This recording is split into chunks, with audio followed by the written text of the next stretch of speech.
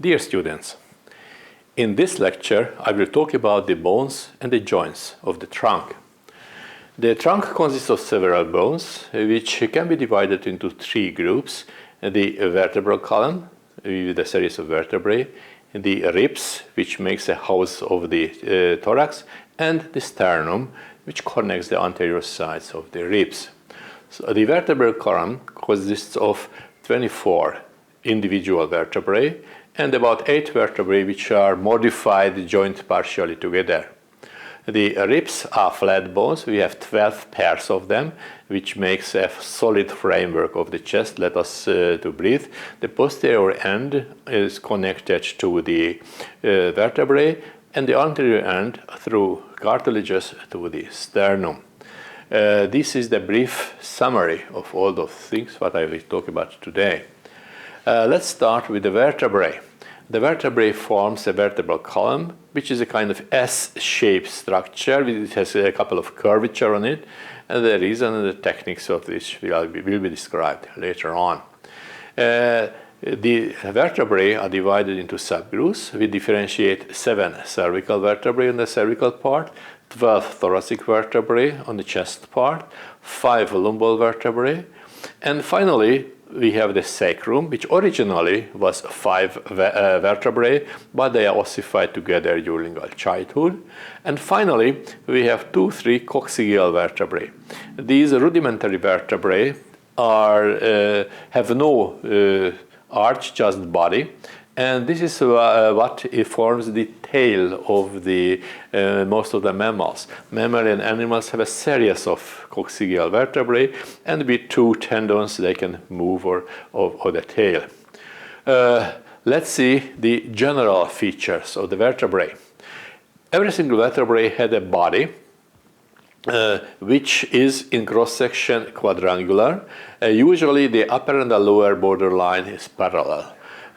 If we have curvature on the vertebrae, it's not due to the difference in shapes of the body of the vertebrae, but the intervertebral disc is wedge-like. Behind the body, we have an arch-like bone. This is what we name the vertebral arch or arcus vertebrae. And between the body and the arch, we have an opening, the foramen. This is the foramen vertebral, and the series of these openings above, up and down behind the bodies of the vertebrae is named the vertebral canal, in which the spinal cord lives. On the arch, we have a total of 7 processes. One process is facing back. This is the spinous process. We have transverse or lateral processes. We have a pair of them on the 2 sides. And finally, we have 4 articular processes, 2 up and 2 down, just on the middle of the vertebral arch. The vertebral arch, arcus vertebrae, is narrower than the body, and it's fixed to the body a little bit above the midline. Consequently, we have a smaller upper and a bigger lower notch into the vertebralis. When we put 2 vertebrae together, these 2 notches form an opening. This is what we name the intervertebral foramen, and this is the opening through which the spinal cord can communicate with the outside world. Nerves and vessels pass through it.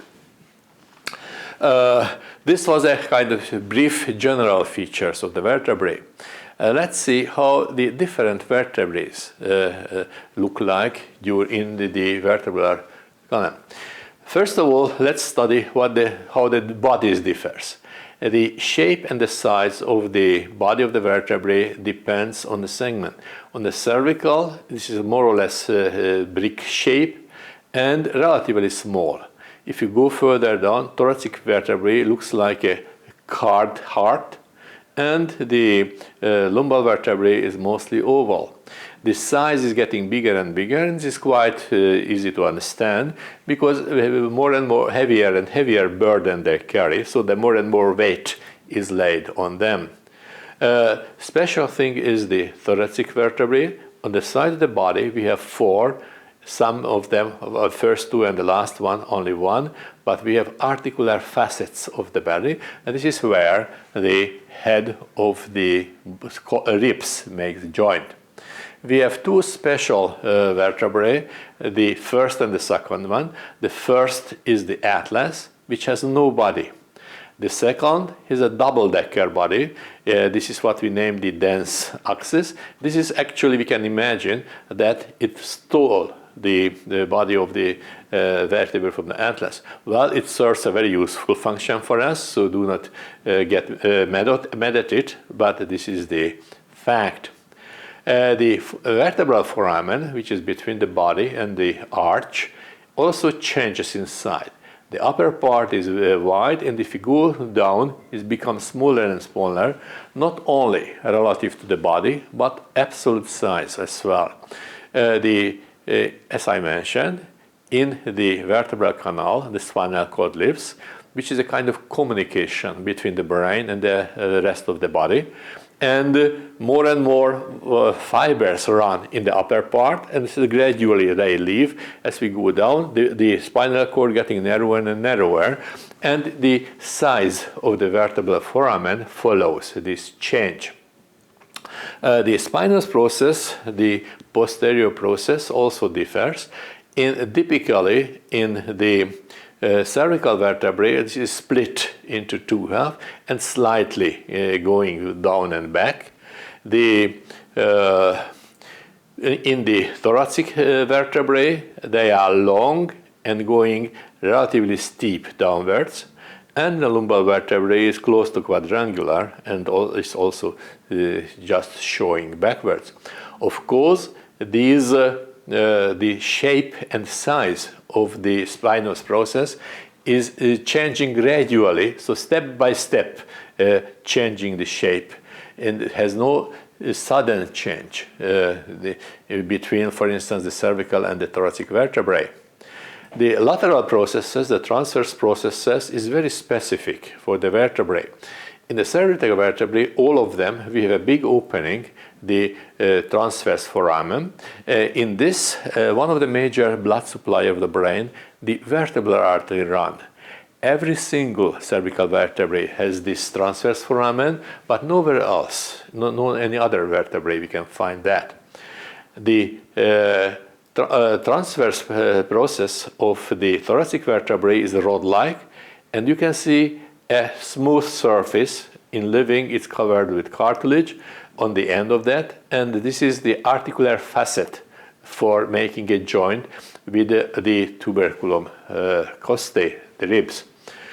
Finally, the transverse, the lateral process of the lumbar vertebrae is flat. It looks like a rib, and it's really that. These can be considered as a rudimentary rib, is joined to the vertebrae. The original transverse process, we can see it's a remnant, it's an kind of axillary process there.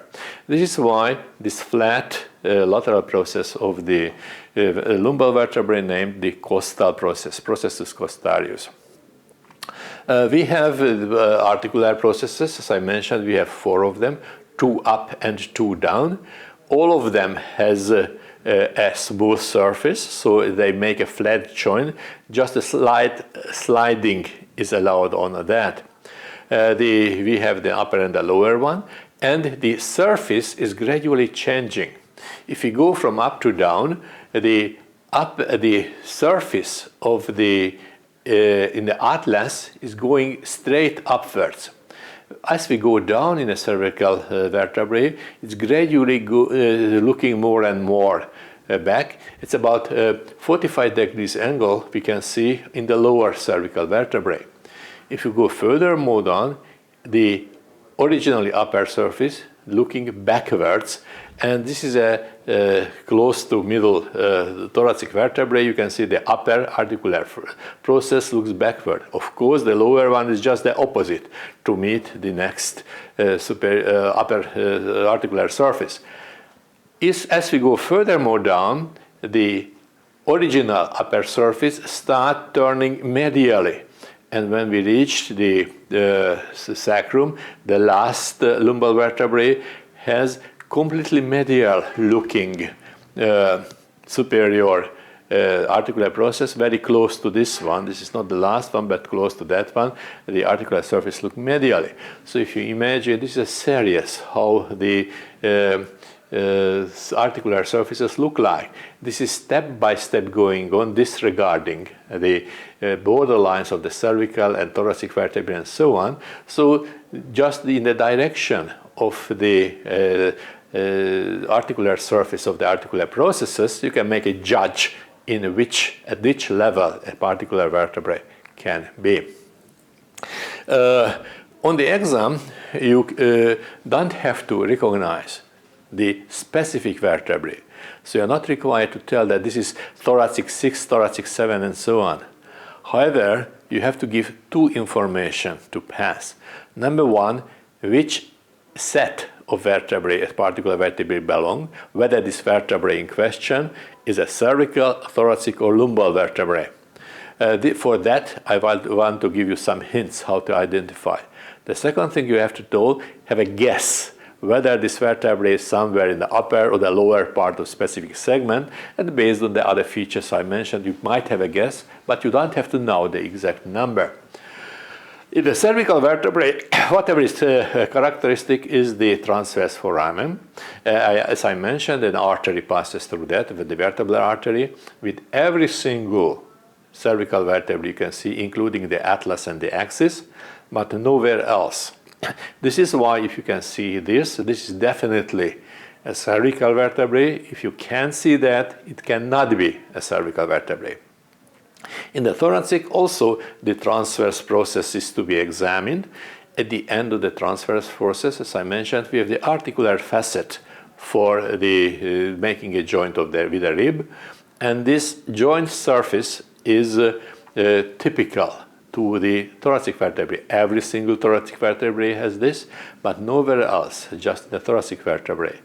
Finally, the lumbar vertebrae, also the lateral process is a diagnostic value. It's a flat rib-like structure, has no foramen, no articular facet, just a simple flat stuff. And if you can see something like that, you can be sure that this is a lumbar vertebrae. No, that's about briefly the vertebrae. Let's talk about the ribs. The ribs are flat bone, which making a house of the structures inside the chest.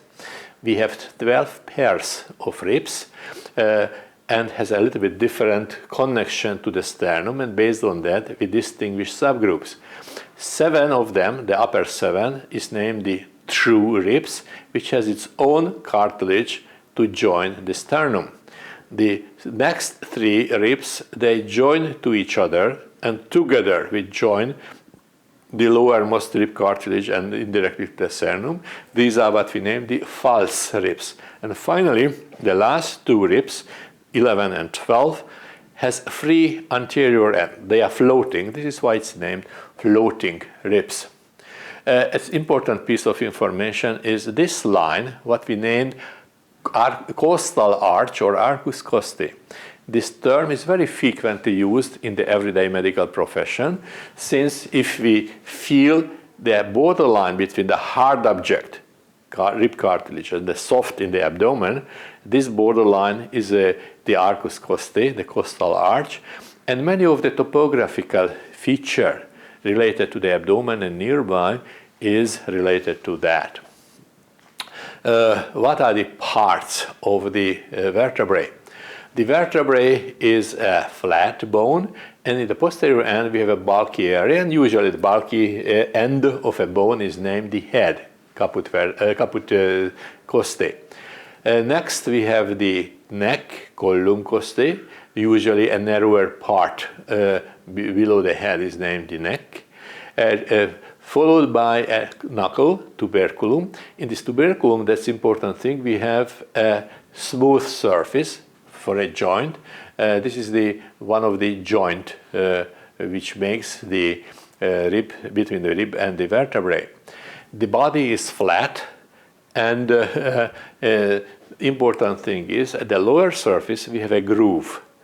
And in this groove, the structures, the intercostal structures, the structures between the ribs run, the arteries, veins, and nerves. And this is why the medical importance of this piece of knowledge is that if you have to go through the chest wall for diagnostic or therapeutic reason, then you always have to put the needle just above the rib, not below, but because below you can hurt these sensitive structures. The sternal end is uneven. It looks like as if it were broken. You know from your previous studies that this broken looking bony part, if it's not damaged, this original one, is a sign that at this particular point the bone was continuous with cartilage. In living, the surface between the cartilage and the bone is very uneven. When we make a preparation of the bone, we cook out the cartilage. You can see the very uneven surface of that. Actually, the sternal end, the anterior end of the ribs, will continue with a costal cartilages, of course, which is not in the skeleton. We have two articular surfaces on that, named fascias articularis.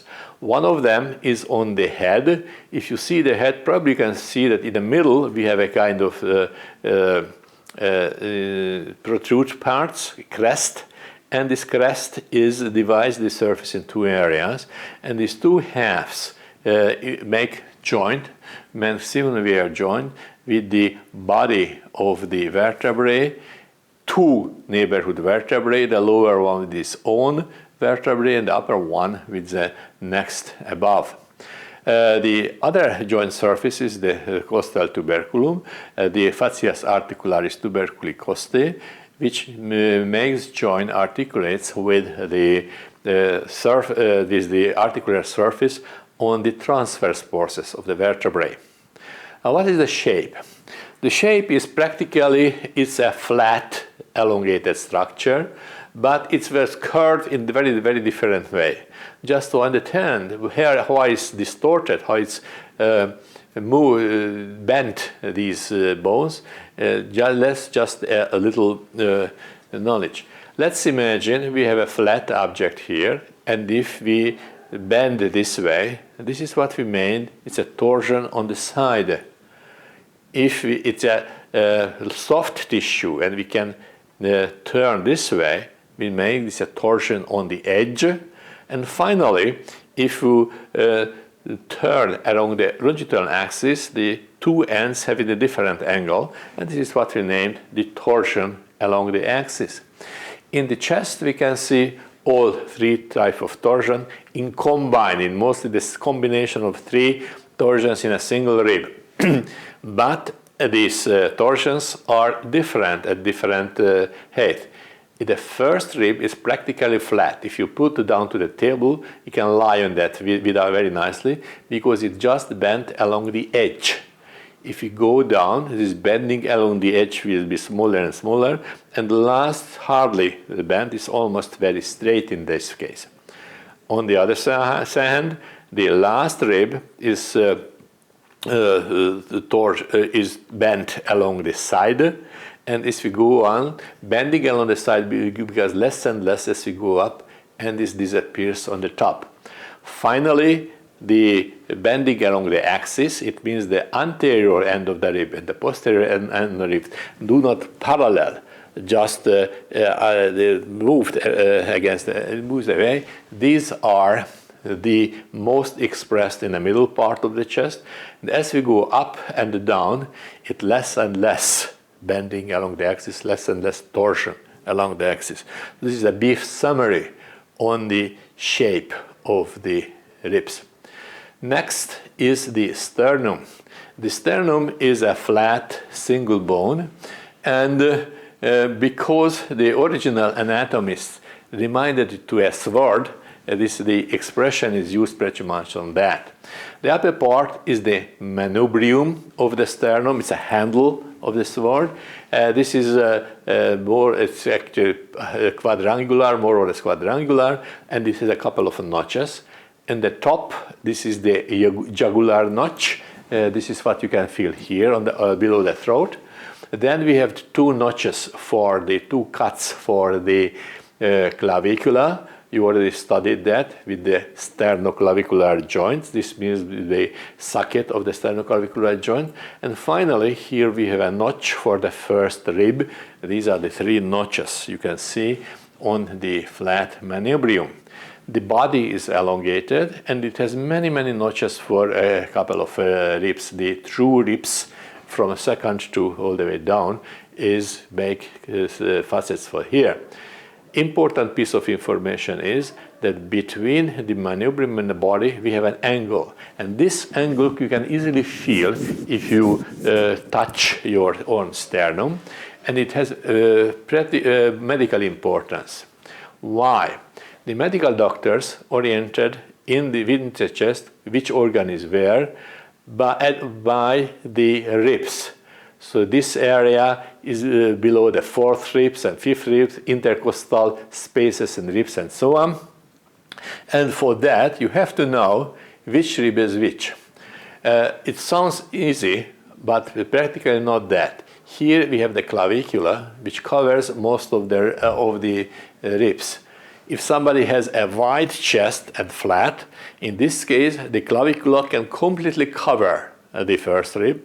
If somebody has a narrow, tall chest, you can feel quite a lot from the first rib. Consequently, the feeling of the first rib is not really accurate. However, if you put your finger to the sternal angle, definitely the second rib will be this line. So when a doctor wants to get oriented on the chest, first touches the manubrium stelli, pulls down the fingers until it feels the angle, and pulls sideways. This is definitely the second one, and from then down counts the rest of the ribs. Finally, we have a xiphoid process. This is also refers to the sword-like structure, because xipho is Greek for sword. If you know, some little fish is also named that, which has a sword-like tail. This has no significance, no practical significance, and it can have different shapes. Can be short, can be longer, sometimes can be a hole in the middle, sometimes can be long and has 2 ends and so on. No practical consequence of that. The only thing you can come across this problem is when your patient comes to you, "Oh doctor, I'm dying because I have a hole here." You have to just relax, the gentleman or lady. This is quite normal because it really doesn't have any kind of consequences. Okay, this was about the bones. Let's see what kind of joints are in between them. First of all, let's see what kind of connections are between the vertebrae. The vertebrae is a very nice set of bones because any kind of joints can occur between them. As you remember from your previous studies, we have continuous joints named synarthroses and interrupted joints, real joints, which is named diarthrosis. Continuous joint, it means there is no interruption between the two bones. Either they fully ossify together, this is what we name synostosis, or we have a cartilage between them. Be careful, it's not a joint cartilage. The cartilage has no space in between them. It's a continuous connection between these two bones. This is what we name synchondrosis. Also, we have ligaments, connective tissue between them. It's going to be very short, like in the sutures, or very long, like real long ligaments. And this is because it's connective tissues named synedesmosis. The real joints, articulations of diarthrosis also can be found between them. Let's see where. Let's start with the synostosis. As I already mentioned, the sacrum is practically 5 vertebrae ossified together. Here you can see very nicely place of the intervertebral disc, and if you make a cut through the sacrum, inside we still have a little cartilage as a remnant of the intervertebral disc. The synchondrosis is the intervertebral disc themselves. Between the two bodies of the vertebrae, we have a tough fibrocartilage, collagen fibrocartilage, the middle of which we have a soft substance, but we have a ring-like fibrocartilage. The annulus fibrosus is the ring-like outer part. It's a very tough, as you remember from my histology lecture, this is the toughest, most durable tissue in our body, and this must be. And inside we have a jam-like structure. It's very soft, like a jam. This is what we name the nucleus pulposus. Pulpa actually is Latin for jam, which is used frequently in medical expressions. The shape of the intervertebral, this oval, practically it follows the shape of the body of the vertebrae. If you see cross-section, it's a little bit wedge shape. One end is taller than the other one, and depending on which end is taller, it has the vertebral column certain curvature, the bending. Unfortunately, it happened very frequently that during degeneration, the collagen fibers in the collagen fiber cartilage become broken, and the body pressure presses out the nucleus pulposus. This is what we name the discus hernia, which has terrible consequences, pain, paralysis, and things like that. And unfortunately, many people affected by that. As I mentioned also in the cartilage lecture, that the shortest living tissue in a human body is the cartilage. This is what is earliest degenerate, and unfortunately, one of the consequences of this degeneration is the discus hernia. The third type of the continuous connections is the syndesmosis. It's a kind of fibrous joint in which connective tissue connects the two bony ends. This is practically ligaments. We have many ligaments within the vertebral column, and we talk about 4 sets of them, and this is what I suggest you to remember. The first one is a long ligament coming from the head all the way down to the end of the sacrum, running in front of the body of the vertebrae, and this is the anterior longitudinal ligament, ligamentum longitudinale anterius. Fitting the size of the body changes of the site in the body of the vertebrae. Top is narrower, as we go down become wider and wider because the body of the vertebrae becomes wider and wider. The second such a ligament is running in the posterior side of the bodies of the vertebrae. To let it see, we have to cut off the arches because it's inside the vertebral canal, the anterior part of the vertebral canal. This is the posterior longitudinal ligament, ligamentum longitudinale posterius. This following the size of and the shape of the vertebral canal, upper is wider, lower is narrower.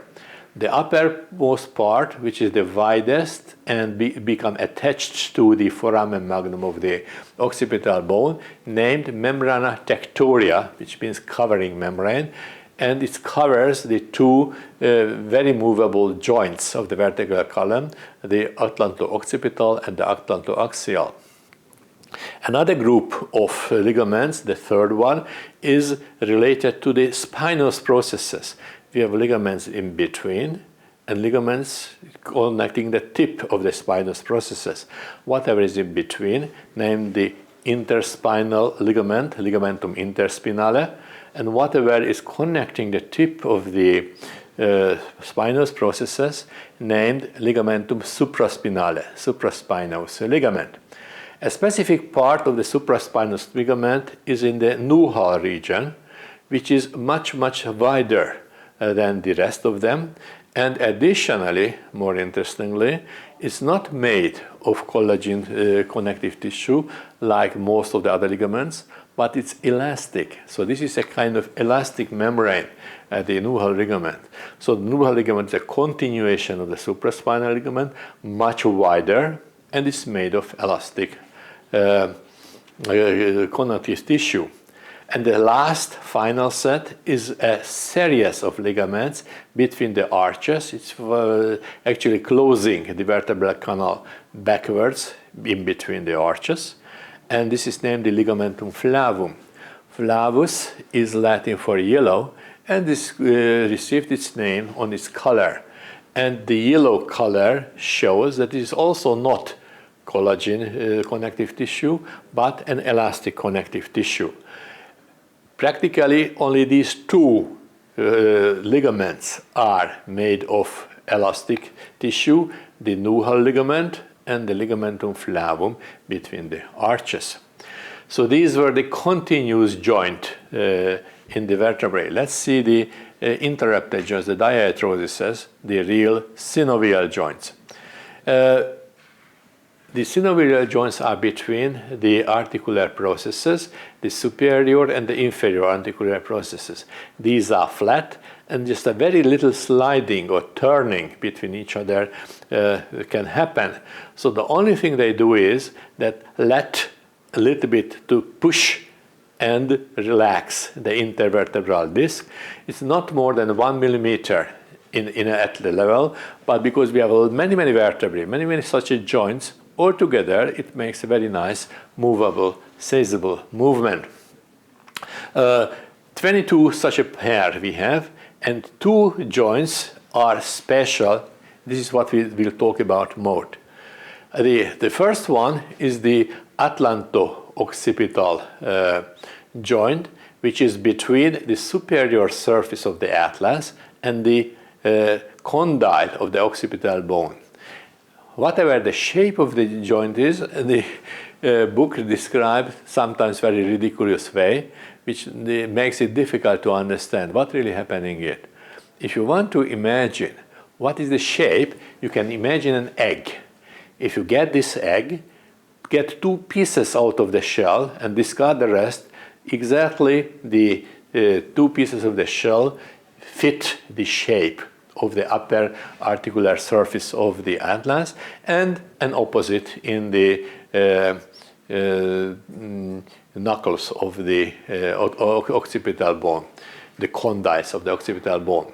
Because egg-shaped structure has 2 axes as a longitudinal and a transverse, consequently this will be an ellipsoid biaxial joint. Along the transverse axis we can nod our head. This is yes in some culture, no in some other culture like in the Greek, but anyway. And along the sagittal axis we can turn in the head right and the left, saying oh, this is the movement.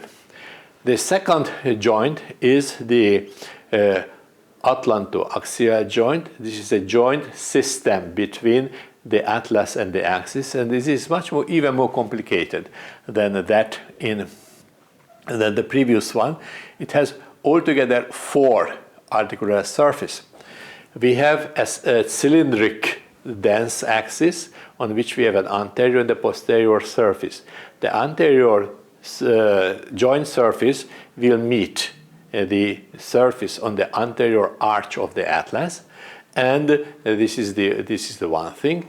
And on the back side of the dense axis we also have a joint surface, and this is closed by a transverse ligament. This one, the ligamentum transversum atlantis. This ligamentum transversum atlantis, even although it's named ligament, as you remember from my lecture in the on the cartilages, this is a fibrocartilage, not the collagen connective tissue.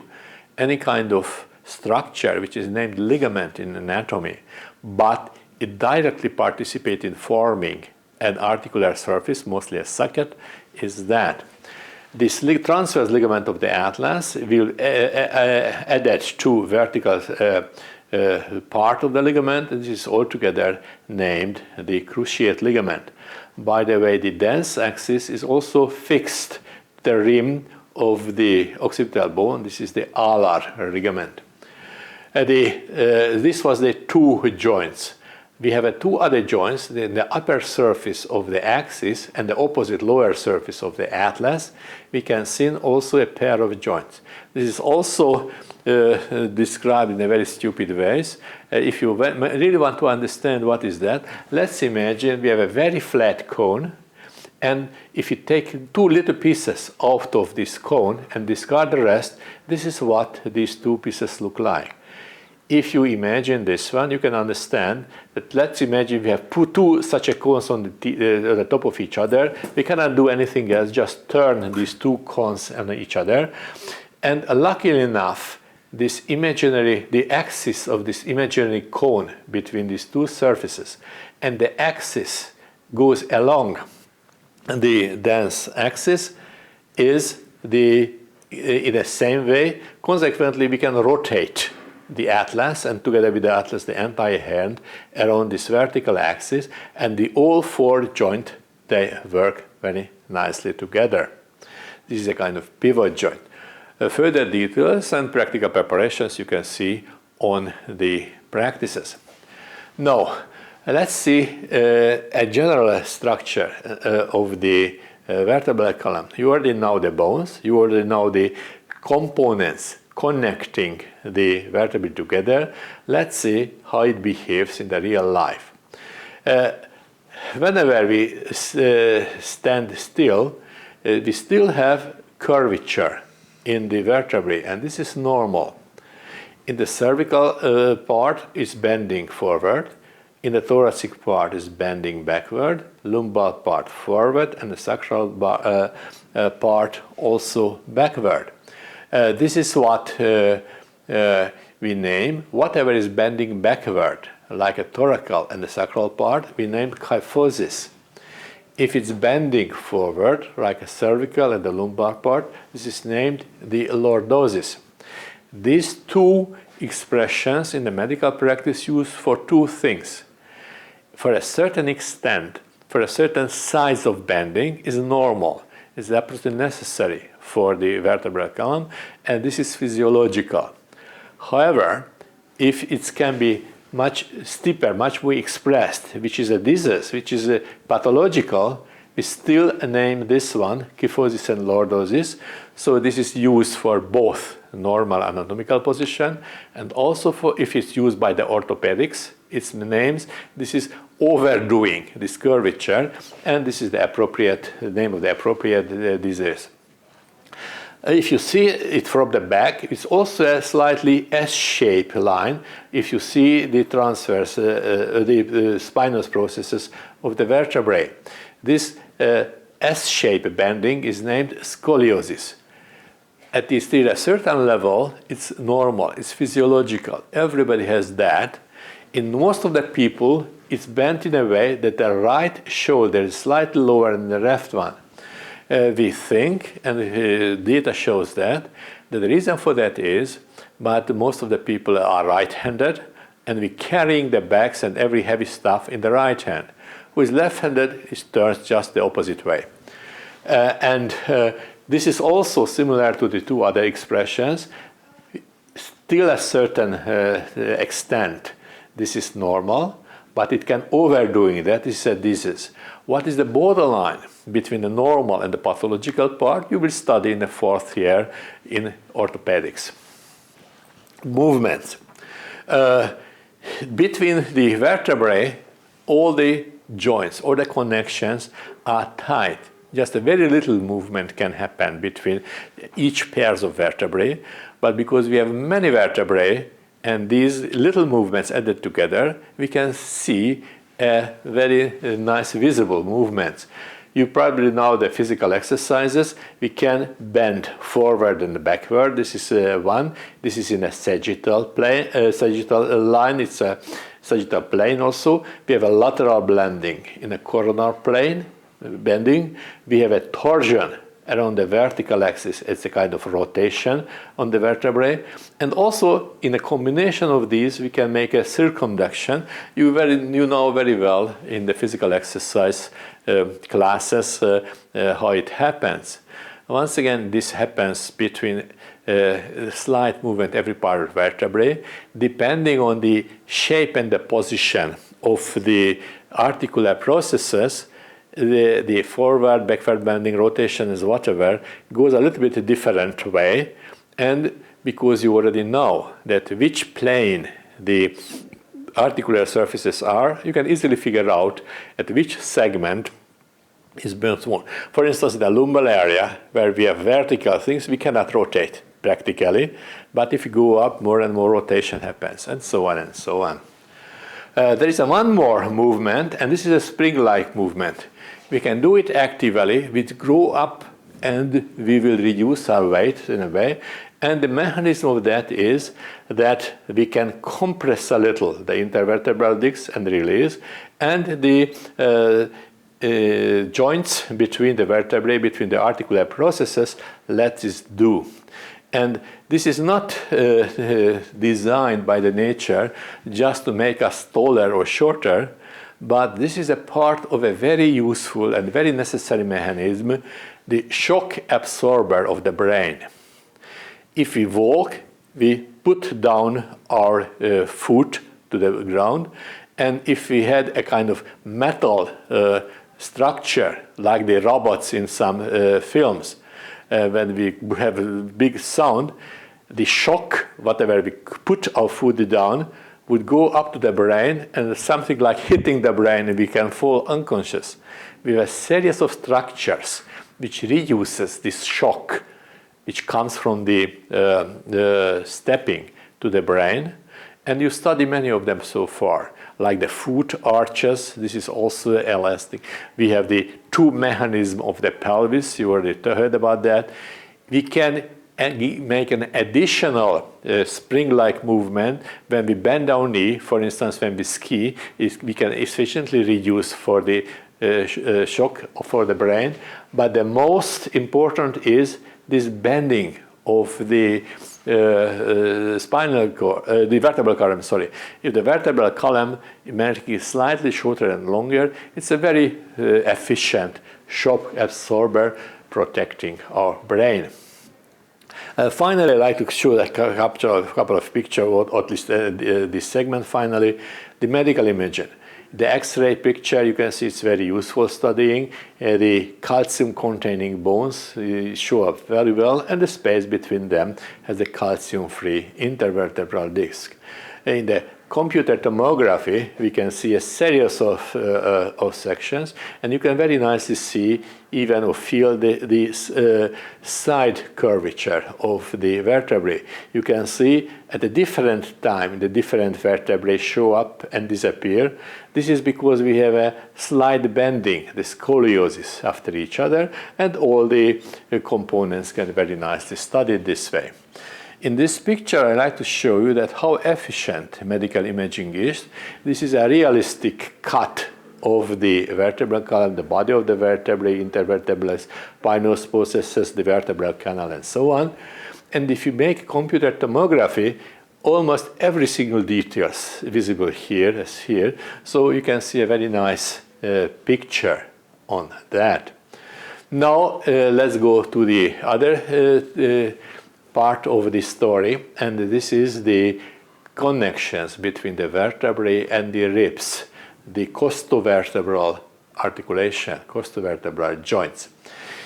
Here we have two joint systems with the identical pair of bones, the vertebrae and the same vertebrae and the same rib, and one of them is between the head of the rib and the body of the vertebrae. As I mentioned, the head of the rib is in contact with two body vertebrae, the same one, the lower part, and the one on the top, the upper part of the articular surface. The other one is the articulatio tuberculi costae, a joint between the tuberculum costae and the end of the transverse process.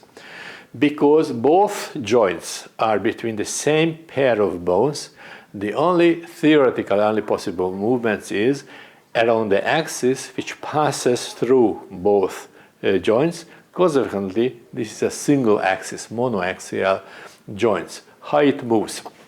This is the axis, which is about 45 degrees angle to the sagittal plane, and also going a little bit downwards, which is not visible in this picture. If you have this axis, the anterior end of the ribs can make a kind of arch-like movement anteriorly. So the anterior end of the rib has a complex movement. It can go up, same time laterally, and turning, bending a little bit the anterior end. This movement, whenever we lift up the sternum and the ribs in general, making the whole chest wider and making them move forward, efficiently increasing the volume of the chest, named inspiration, because it's used for breathing in. The opposite thing, when we lower down, when along this axis this way, the ribs move, the sternum goes down, the ribs going closer to each other, and also the sternum goes closer to the vertebrae. This is what we use during breathing out. This is what we name the exspiration. So here you can see a little animation which shows that really during this movement, the anterior part of the rib goes up, it goes more laterally, and whatever is not visible, it goes also more forward. And what there is also sometimes visible, that the anterior end of the rib also makes a kind of torsion. So the function, the reason for that is to increase and decrease the chest volume. This is what we need the breathing. The anterior edge of the anterior end of the rib moves so complicated way. It moves in, out, forward, backward, and also it's rotating, that no other joint can compensate for it to fix it to the sternum. And this is why we have these rubber-like structures, the rib cartilages, the costal cartilages, what can make the compensation of this anterior edge of the movement. This is absolutely necessary for breathing. If the cartilages ossified together, it would be made hard, we couldn't breathe, which is probably, it's very unhealthy. Okay, this is what I wanted to talk about today, and thank you very much for your attention.